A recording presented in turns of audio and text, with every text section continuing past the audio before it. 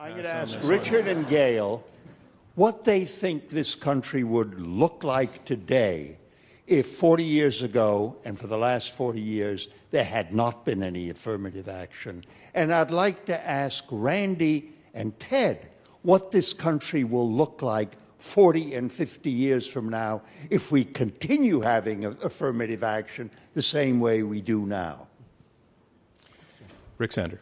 Would you like to take it, Gail? You started speaking. Well, I guess I'd like to say something, and that is one thing I think... I'll let you both answer that tersely, yeah. and the two of you as well. There'd be more black doctors, there'd be more black engineers, there'd be more black scientists, and more black college professors if we did not use these very large preferences. Again, we're not against outreach. We're very much for outreach.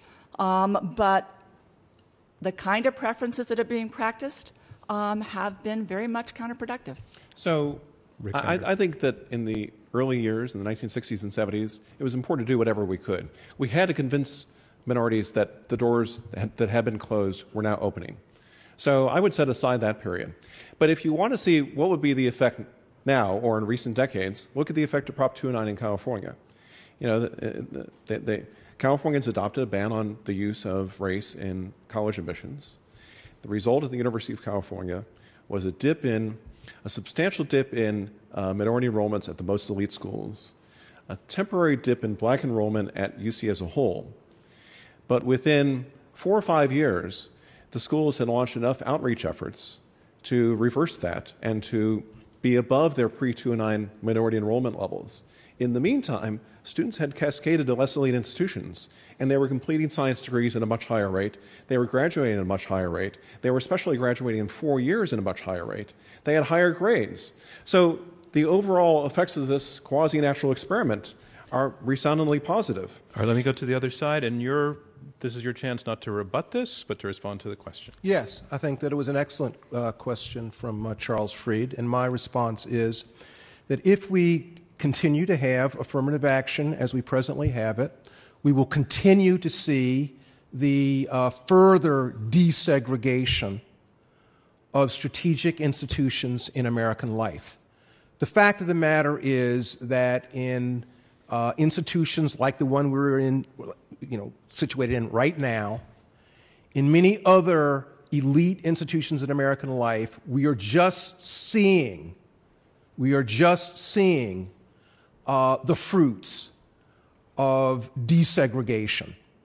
We still have a long way to go, and I hope that affirmative action will continue. And it seems to me that over the next, half century, we will continue to see what we have been seeing for the past 40 or 50 years, which is a much fairer, a much